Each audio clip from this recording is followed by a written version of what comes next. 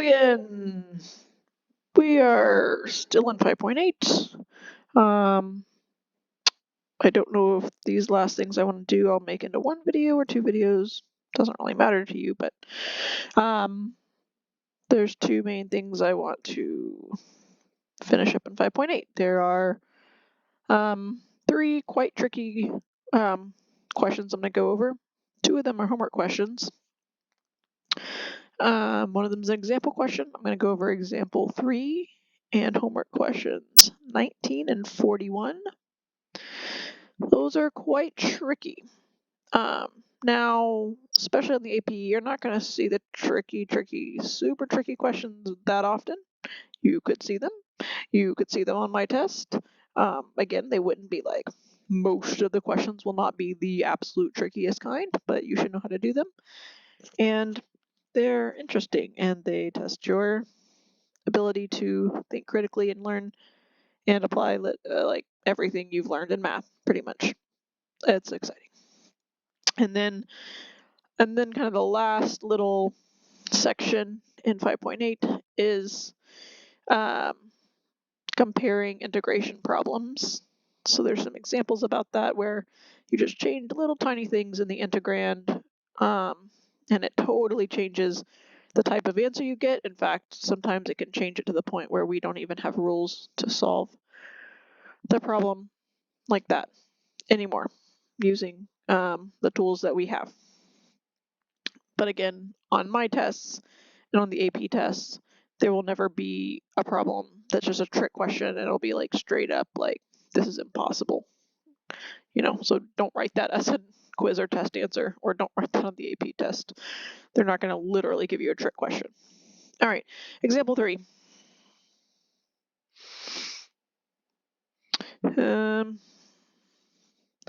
Here's our integral. X plus 2 over square root 4 minus x squared dx. Okay, couple things going on. First of all, this might remind you a little bit of the example we just did. Let's see, let me go ahead and delineate this. The example we just did, example 5 started out this way. Notice there's just a 1 up top, which kind of makes things simpler. And under the square root was a 3x minus x squared, not a 3 minus x squared, a 3x. So seeing the 3x minus x squared, that to me is more indicative of, oh, hey, we're going to complete the square with this one. Kind of like we completed the square with the one before this, example 4, where we already in the denominator had the x squared minus 4x plus 7. It would have worked similarly if we didn't have the plus 7. If you have the x squared and an x term, and you don't have the whole bottom can't become your u, or the whole thing underneath the radical can't become your u, because you don't have the u prime in the numerator, that's a pretty sure sign you're going to have to complete the square and use inverse trig. But here, let's look at this one. This one you don't, it's not like 4x minus x squared, it's just 4 minus x squared in the denominator underneath the square root sign. So again, first glance, let's pretend like we don't know what section of the textbook we're in, that you're just randomly out of the blue in calculus class given this integral. Again, my first thoughts would be, all right, we got something under the square root. Maybe that's our u. What if 4 minus x squared is our u? If so, in fact, this is going to be fairly time consuming. It takes a while to write with this thing, but yeah. Let's think through some options. Maybe I'm going to write it on paper, because you'll see this one's just going to be pretty tricky. Because we could think, what if 4 minus x squared was our u? Okay. So here's some options that we're going to throw around. let's, I don't know, I don't want to call it an option because it may not end up working, but let's try this. Try this, meaning we don't know if it's going to work. We're going to try it. What if this was our u? If this was our u, 4 minus x squared du dx is negative 2x. Okay. Well, in the numerator, we do have an x. If we just had that x, or we had any constant multiple of that x, things would be looking up for us. We'd be like, great. In fact, remember, if we make the whole denominator, if we make 4 minus x squared u, this is not an arc trig thing at all, right? It would end up being like our outside function would be blop to the negative 1/2, right? Because what's being done to the 4 minus x squared, it's like 1 over the square root of that thing, which is that thing raised to the negative 1/2 power. Okay. But we have a problem because we have this plus 2 in the numerator. And again, we can't just like wave that away by saying minus 2. Again, we can't do the same thing with like multiplying by a constant on the inside of the integral and outside. So we can't do like minus 2 on the inside of the integral and then an extra plus, like move the plus 2 to the outside of the integral. That's not how it works. No. So let's hold that thought. So here's my thought bubble. But what about the plus 2? Question mark. All right. So try that. Now we're going to copy this again. Try something else. 4 minus x squared dx. So try this. Let's say try this number 1. Try this. Take 2. Okay. Well then, okay. What if you say, okay, scrap that idea. Instead of everything under the integral being well, first of all, just in case you're thinking this in the back of your mind, just in case you're thinking, well, what if the entire denominator was our u? I'm not even going to write this down because it gets pretty crazy. If the entire denominator was u, then u prime would literally be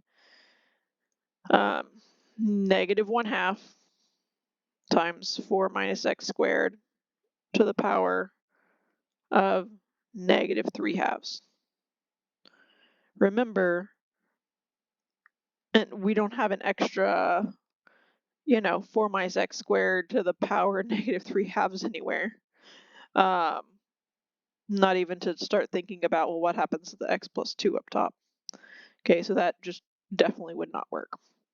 But what about this? You could also say, well, look, the bottom kind of looks like arc sine to me. Okay, so if the bottom was arc sine, then our u, quote unquote, it wouldn't even technically have to be a u, right? For u equals x, essentially there's no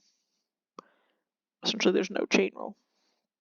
Then du dx equals 1. So essentially, like the top would need to be a constant multiple of 1. So the problem we have here is, but what about, right? So the 2, if it was just a 2, if this part went away and it was just the 2, right? So for example, so in our first try this, we kind of wanted to get rid of the plus 2. We didn't need the 2. The x alone would be a constant multiple of negative 2x.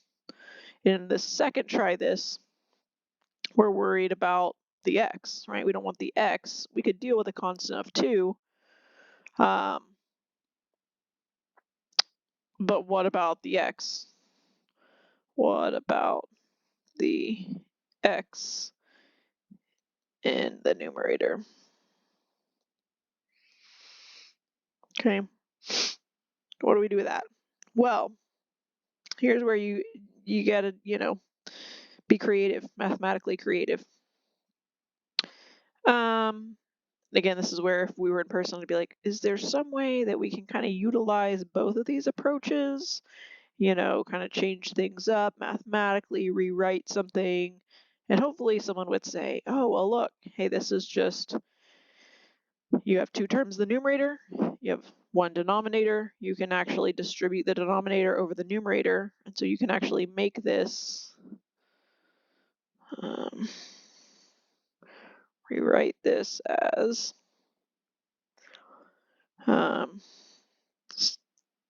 integral of x over root 4 minus x squared dx. That's nothing. Plus, and now the 2 goes over that same thing.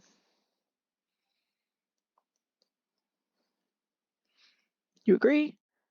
Hopefully yes, right? It's the same thing. You could split it up. Split the numerator up over each denominator, right? And now, look at this. When we have this split up, and so we don't have an x plus 2, right? It's like we've satisfied actually both of our kind of hypothetical options, right? To try this number 1 thing, where we make 4 minus x squared our u, that now will mesh well with this first integral, right?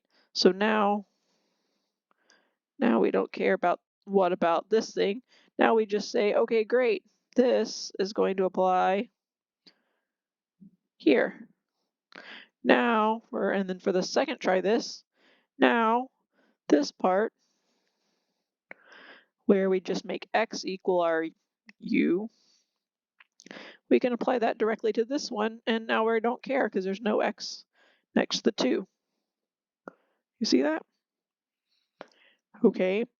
Now in both cases, I might have to keep referring because I'm not going to rewrite all this.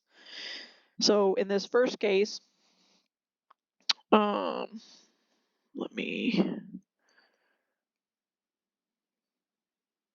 okay, in this first integral, right, I need minus 2x here. So I need to multiply this by negative 2. So I multiply the outside by negative 1/2. Bada bing, bada boom. In the second integral, I need just a 1 up top. Also, remember, again, so remember, for our first integral, this is our u. For a second integral, this is our u. For a second integral, also, this is going to be an arc sine problem, so this is our a squared. So a squared equals 4, so a equals 2. And since our u is just a x, right, like we just said, the du dx just needs to be 1, so we actually don't need that 2. So what we're going to do, you could say multiply by 1/2 inside, multiply by 2 outside, or what you can say is just, right, I don't need that 2. I'm moving it out here. Okay, so also the first one, the first integral, what am I saying? So I got lost in thought. Whatever, let's just keep going. Don't know what I was about to say. Oh yeah, we need to identify an outside function for the first integral. The second one's pretty obvious because we're going to just use the the arc sine formula. The first integral, we need to identify what is our outside function. I kind of already said it, but for this, right, what is being done with this u, right? So our outside function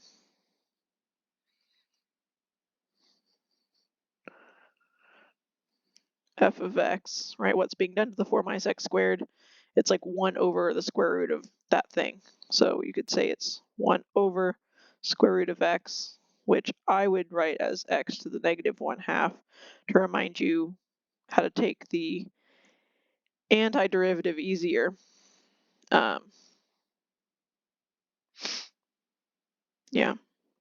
So to take the antiderivative easier, so the antiderivative of that, right, reverse power rule. So we're going to have x to the positive 1/2 over 1/2. Okay, so I'll like zoom out so you can see everything if you want to kind of see everything together at the end. But basically, so this first integral, we have the negative 1/2 sitting here. The negative 2x goes away because it's the u prime. Our antiderivative thing here, right? We take our blob, we take our u, raise it to the 1/2 power, aka we square root it, and we divide by 1/2, which is the same thing as multiplying by 2. So if you want to go ahead and write it like that, that's great. So we could go ahead and, if I don't know, if you wanted to go ahead and just rewrite this as 2 root x is the antiderivative. So for the antiderivative of this 4 minus, the antiderivative of the first integral is going to be 2 square root of blob, okay, plus what was already here. So this is going to be times 2 square root of blob, which is 4 minus x squared, okay, plus this 2 got moved outside the integral because we didn't need it. And this is going to be our arcsine result, where the arcsine does not have the 1 over a out front. So it's just going to be 2 arcsine and then u over a. So that's going to be x over 2 all plus c. And remember, the x over 2 is the argument to arcsine, so that has nothing to do with combining with the 2 outside that thing. And this actually cancels. Whoop. So I don't know if you want to be fancy about it. I guess you could rewrite it. It's 2 arcsine x over 2 minus square root of 4 minus x squared plus c. Also, side note, just because I think the AP likes to use this sometimes, right? In case you see this, side note. Remember, right, that if you ever see something like this, whatever, is equal to arcsine.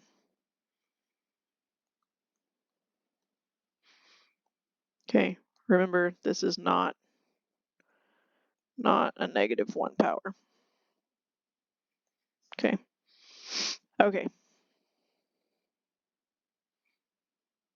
So that's example 3. Again, you have to think through these things. It's even for me, it's not something where I just see it and like, boom, I know the answer 100% for sure. I have to think through my options, mentally go down one path, sometimes hit a dead end.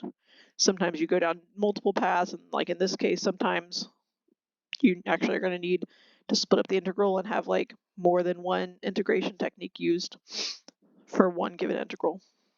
Okay. So you can pause that if you want to look at it, but I'm moving on to we're going to do 19 and 41. I think I'm going to go ahead and start with 41 because it's more like what we're just doing. I'm going to come back to 19. 19 is kind of a tricky little beast, and there's kind of 2 ways to do it. Okay.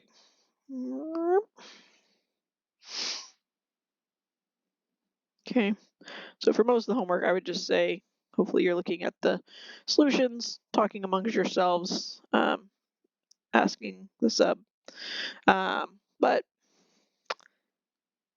these 2 are, in my experience, 2 of the most asked about questions. So figured I'd go ahead and explain it myself. 2x over x squared plus 6x plus 13 dx. Again, I don't know, it just, I like the simplicity of these. I like that this problem looks simple. And it's not. But it's, I don't know, it's fun. I hope some of you are enjoying this. I don't know. I don't mean to sound mean by continually talking about how much I like these kinds of integrals. But okay. Again, brainstorm.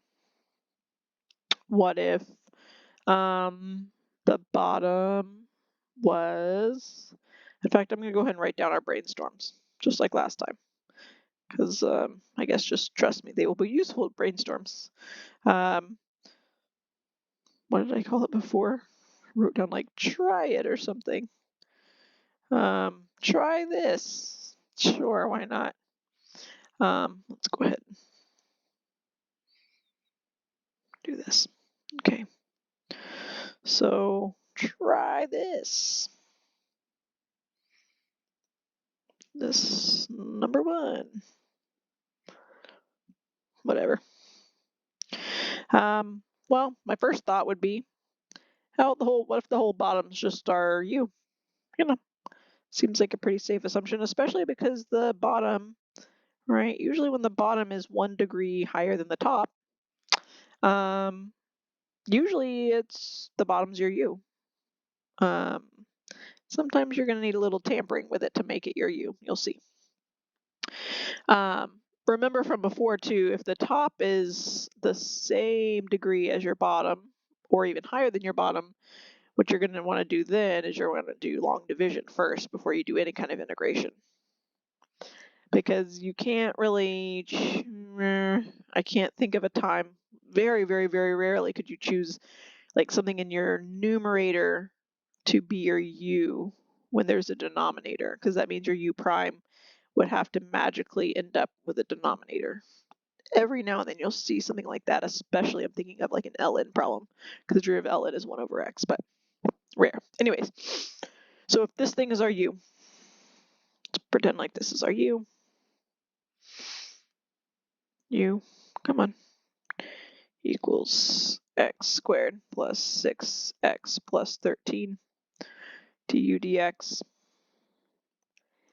to x plus 6. And we actually already have a 2x. In fact, it didn't even have to be a 2x. It could have been possibly something else maybe, but we have a 2x. That's suspicious, but we don't have a plus 6, right? So now we have like the opposite problem as we had before. Before we had like an extra thing, like an extra like plus a constant that we didn't want. Now we need an extra plus a constant that we don't have. And again, you can't do an algebra thing where you just magically, add something to the integrand and add something outside the integrand. No, no, no. You know that. So here's our problem, right? We need this. Need this.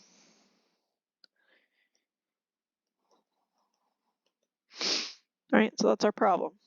All right, so we're gonna come back to that. That's our problem with that thought bubble. Now, let's say, again, we're gonna try it again. Hopefully you're already thinking in your head, well, what else could I possibly do with this if I don't make the whole bottom my u? Again, I would love to hear your ideas on this. I would hope that someone is kind of starting to think back to example problem we did way back here, example 4. It looks similar to this, right?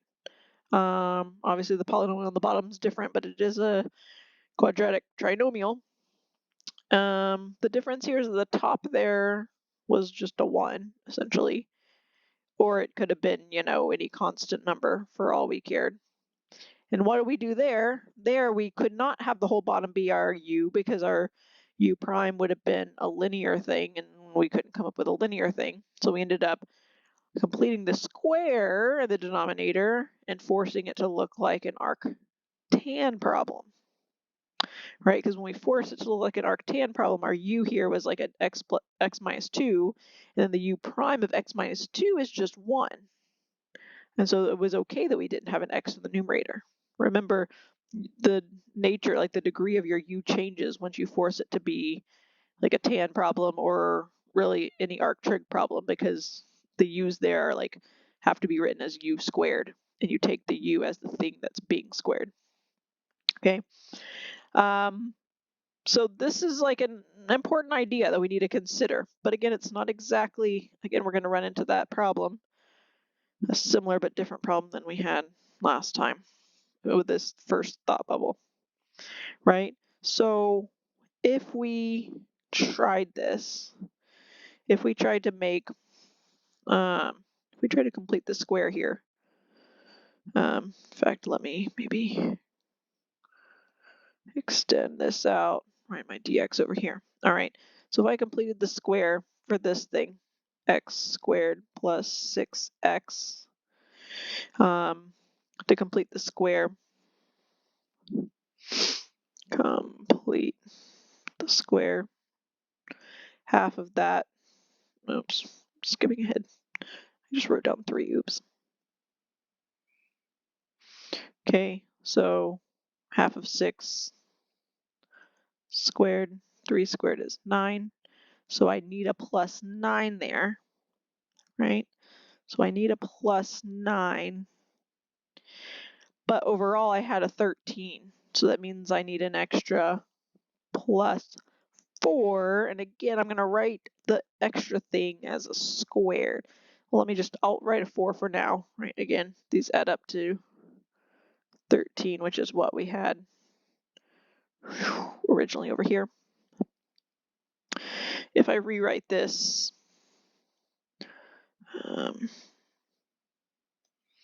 so I'd have 2x over, so now we have to factor the trinomial as a binomial squared, x plus 3 squared plus, remember we have to write this in the form we're going to use for arctan, so that's 2 squared. That's our a squared. Okay, so we've attempted to write it in arctan form. If so, this is the form, this would be our u, this would be our a, our du dx would be 1. But now see, again, we have a problem. Our problem now is we need the numerator to be a constant multiple of 1, and yet it's a 2x. If it was a 2, great. It's a 2x. So we have a problem, right? This is not a multiple of x, right? So we would need,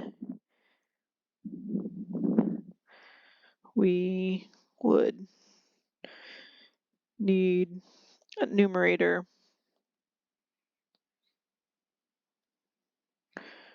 to be a constant with no x.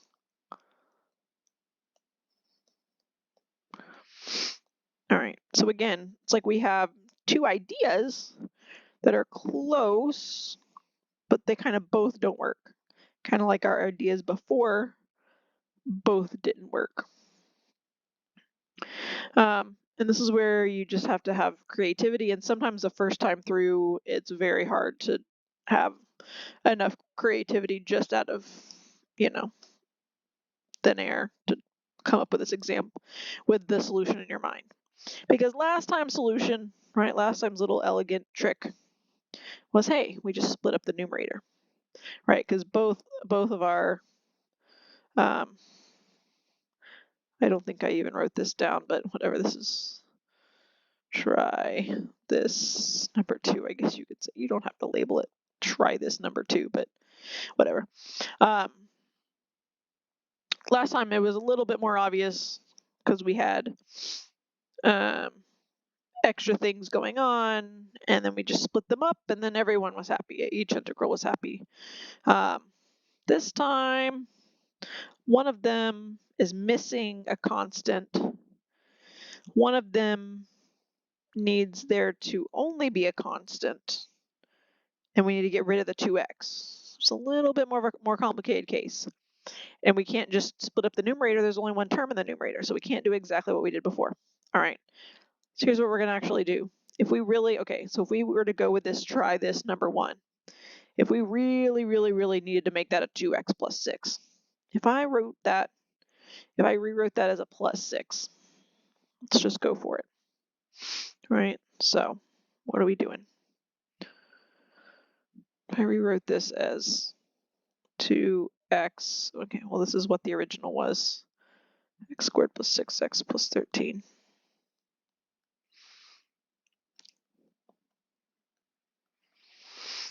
If I, all right, so that the black is the original. If I just, boom, I got guts, man, I just changed it. Obviously we can't keep it like that. Is there anything we could do to redeem that? To like please, oh please, let us keep that plus 6. Well, I said you cannot subtract 6 outside the integral. That's a definite no-no. Well, and probably at first is going to sound stupid to you, but we can subtract 6 inside the integral. Okay, why not? Right? Just like, I guess you could say additive inverses, if you remember that from our good old field guide to the field axioms worksheet, like day 2 of class from 10th grade. So we could do plus 6 minus 6 right there in the integral. It's a wimpy 6. Right? Because this is like plus 0. So that's fine. You can do that. You could add 0 to it. It's not going to change its value. Okay. Well, all right. What do we think about that? What does that accomplish? Well, we see the 2x plus 6, but then we have the minus 6. What happens? Well, now that we've written it like this, what if we split up the numerator over the denominator strategically? So we split it up with a 2x plus 6 together over the whole denominator in one integral. And then we split it up with a negative 6, so a negative constant over the denominator in the second integral. See, the second integral, we need the numerator to be a constant. We don't care what constant it is, we can fix it. So if we rewrite the second integral as a negative 6 over that polynomial, ding, ding, ding, ding, ding, then it can be, adjusted so that the new numerator is 1. So what we're going to do, pretty genius idea, I'm going to split this up. Integral 2x plus 6 over x squared plus 6x plus 13 dx. And then separate integral. In fact, since I already know, again, this is why I went ahead and wrote this down. Now we have most of the work already done for us. I know I want the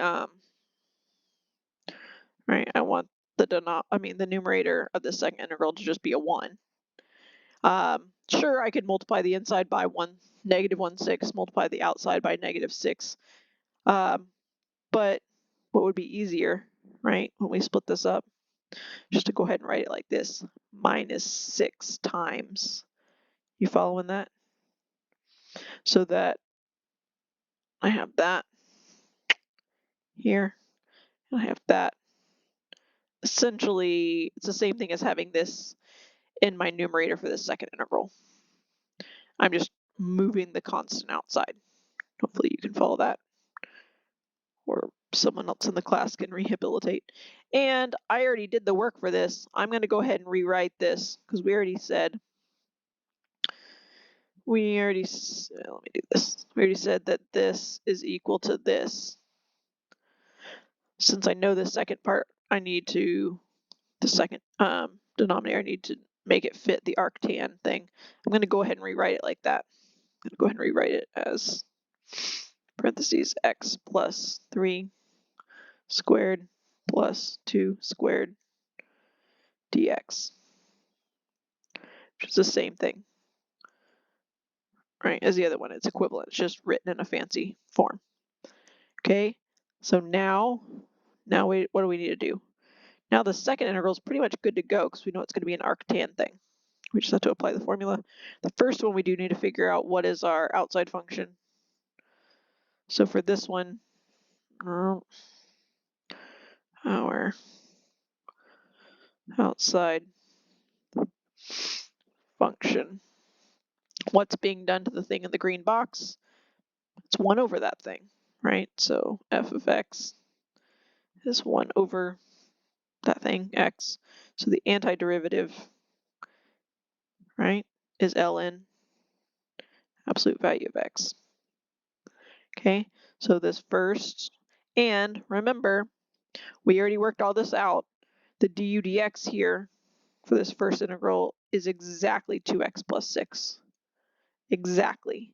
Now some of these, I forget which ones they are, but remember you could have a constant multiplier or something. So for example, if this numerator in this first integral, instead of being 2x plus 6, was x plus 3, you could then multiply the numerator of the integrand by 2, the outside by 1/2, etc., etc. Now, if the existing integrand numerator was like 2x plus 5 instead of 2x plus 6, obviously that's not a constant multiplier. Or x plus 6 instead of 2x plus 6, that's not a constant multiple, but hopefully you understand what I'm saying. Okay, but we already did this out, so this is exactly, yeah, that's exactly what we need, right? So the u, right, this is like our u prime, so that goes away. This one goes away, but okay, whatever.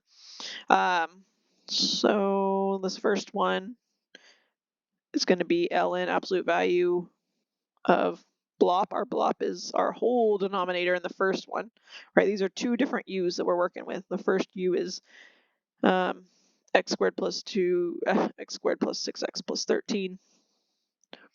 So this is going to be ln absolute value to x squared plus 6x plus 13 absolute value. The minus 6 comes down, minus 6. And the second one is an arctan problem. Arctan, remember our a is 2 here for arctan, right? So again, a equals 2, u is x plus 3. Okay, and for arctan, you do have the 1 over a out front. So 6 times 1 over a times arctan, x plus 3 over 2 plus c. 6 over 2 cancels to a 3. So we could rewrite this as ln absolute value x squared plus 6x plus 13 minus 3 arctan x plus 3 over 2 plus c. Whew. All right. That looks like cartan. I think I had a little bit of dyslexia there. That's really funny. Cartan? Hopefully you guys know what I mean. Arctan. Yeah. So who would have known? We started up here with this pretty unsuspecting looking integral.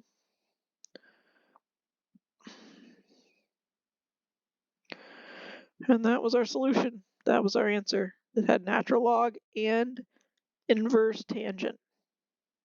That's part of why I like math. I mean, you know, we study logs.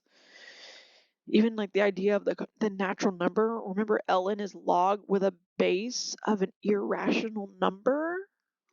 You know, like the 2.71 thing that like goes on forever. With no pattern. And then like inverse tangent. And all that came from, I mean, think about this. This is literally just the area. This would be how you would calculate the area under a curve like 2x over x squared plus 6x plus 13. You would have to use natural log and inverse tangent values.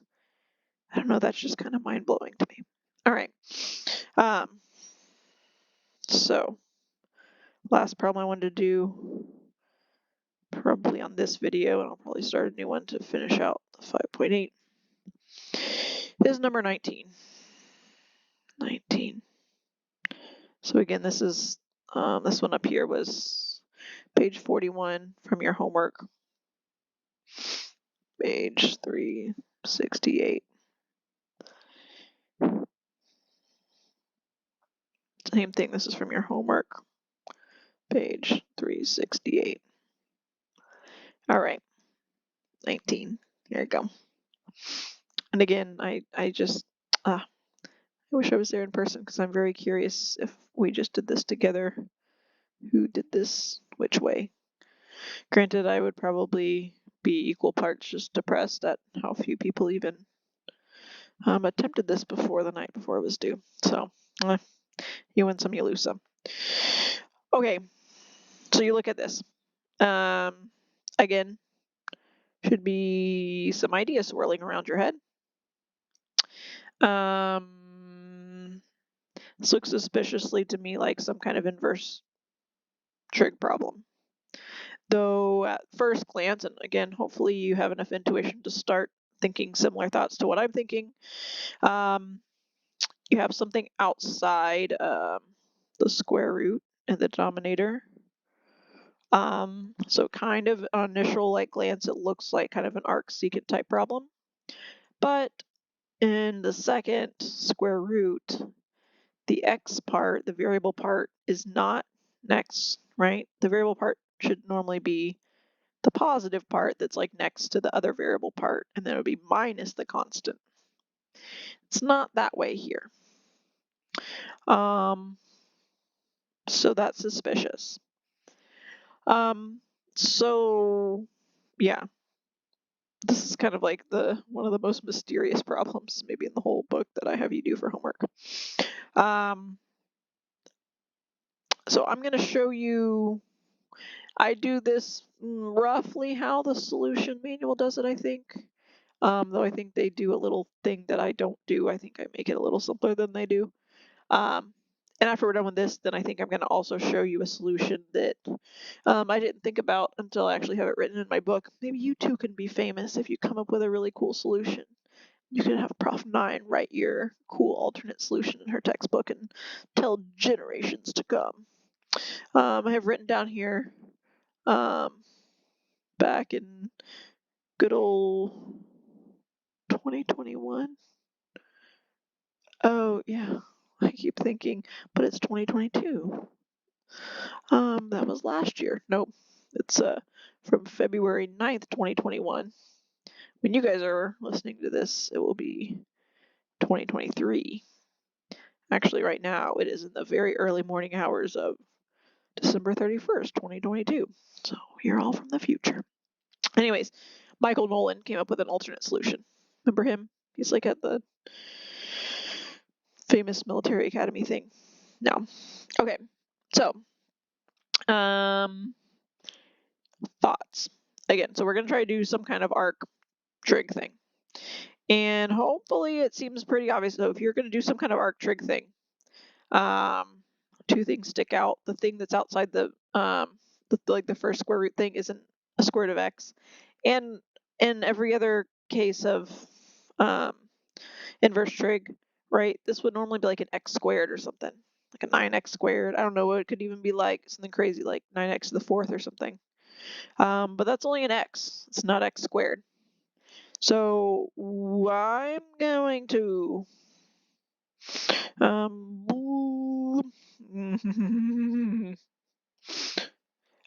going to posit that probably square root of x is going to be our u, right? So I'm going to rewrite this right now as square root. This is going to look funny. Square root of x squared, right? Because we have to write it as our u value squared.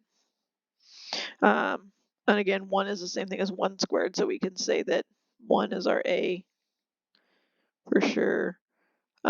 This is our u. And maybe somehow the square root x outside the square root, this main square root, maybe that's also a u. But also, if that were true, somehow we would have to do something about switching the sign thing. So for now, I'm going to hold off labeling that a u. But seems like the u would have to be square root of x, because then when you square it, you get x. All right. So again, some of this you just kind of have to step out on a ledge and just keep walking and hope there's ground beneath your feet. So the derivative of square root x, right? Or square root of x is square root of x is the same thing as x to the 1/2. So the derivative of that is 1/2 x to the negative 1/2, right? Which is another way of saying that this is 1/2 root x. Okay, so hopefully for some of you, the wheels are starting to turn. So what we need is this, right? This is what we need. That's our u prime.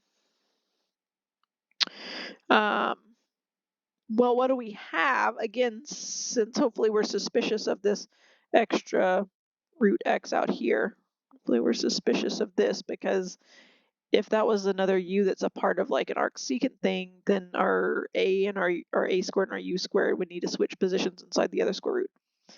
So what we actually have, if we abandon the idea that this extra square root of x outside is part of our u for an arcsecant thing, if we abandon that idea, and now we start thinking maybe it's a part of this u prime, because our u prime is 1/2 root x.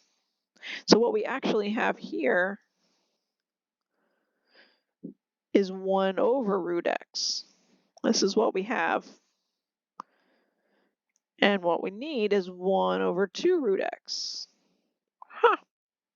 So what we can actually do is we can fix this by saying, all right, well, we just need a 2 down here, right? Yeah, we need a 2 down there, which is the same thing as like a 1/2 times the integrand. So we need a 2 in the numerator up here, right? So it's kind of like we have like a 1/2. It's kind of like we have like a 1/2 times that whole thing. See what I mean? Oh, so if we have that, this is actually an arcsine problem, right? Because we have our 1/square root a squared minus u squared. So this is actually arcsine. So this actually doesn't end up being too bad. It's just pretty trippy. So the 2 is going to come down, 2. And so remember how our u prime goes away when we go to write our answer. Okay, then we're going to follow the formula of arcsine. Arcsine does not have a 1/a outside. Our a is 1, so it would kind of be a moot point, but arcsine of u/a, our u is square root of x, our a is 1, plus c, that's it. So this whole thing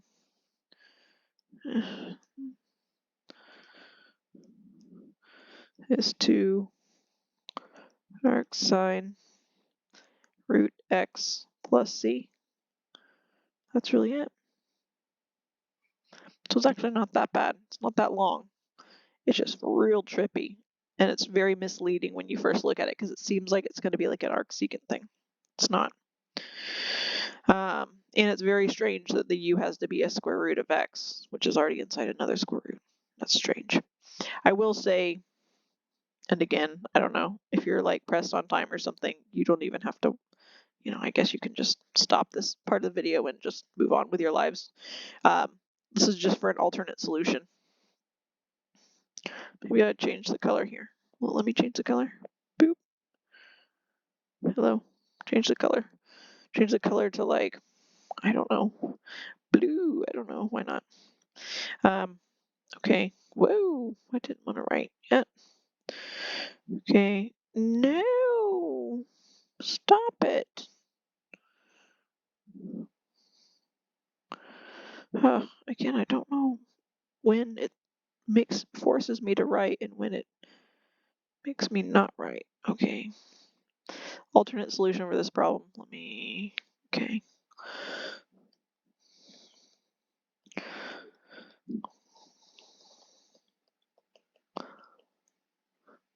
Right. Thanks.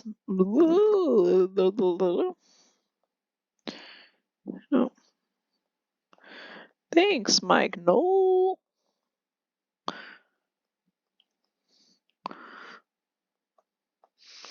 Alternate. I know how to spell. An alternate solution, if you saw this, would be 1 over root x, root 1 minus x dx. Is that it? Yep. Is you could be kind of tricky. And you could rewrite this. I'm going to do this very fast because you don't need to know how to do it a different way, but you know, it is what it is. You can rewrite this inside as an x, bring that x inside the same, oh, come on, inside the same square root as this other thing. So you can make this 1 over root x minus x squared dx. 1. So you could actually then say, oh, look, well, now it looks like we're going to do a completing the square thing. And it looks like an arc sine with a completing the square. See, it kind of like changes the whole thing. I thought it was a cool idea. So, right, so we have something minus x squared. The x was positive, so it's minus a negative there. If you complete the square here, half of 1, right?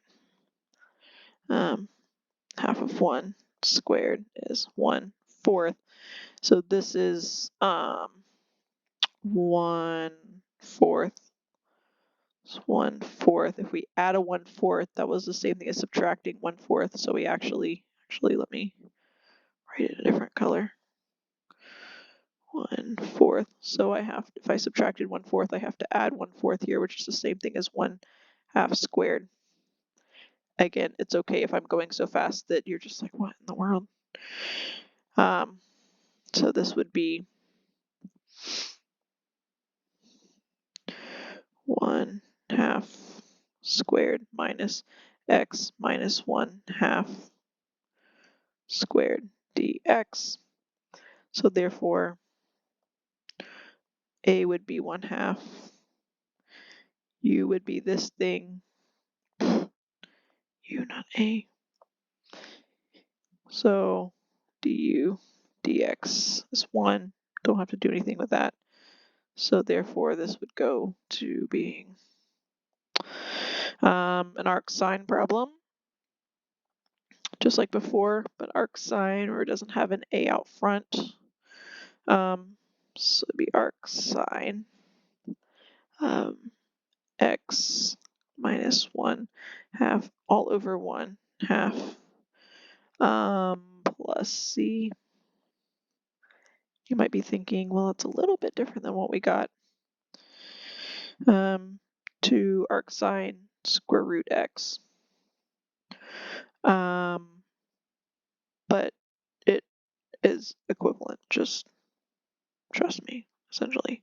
Yeah, you don't have to use the, if you do it, especially with the plus c thing, I know, you're probably thinking, what, she's crazy, but it is actually the same. In fact, when you multiply out this would end up being a 2x minus 1. And when you calculate the fact that the c, right, can be anything, it just would, this would have a different c than the other thing. Anyways, so you could have technically done it that way, but this is, I would call, the official solution.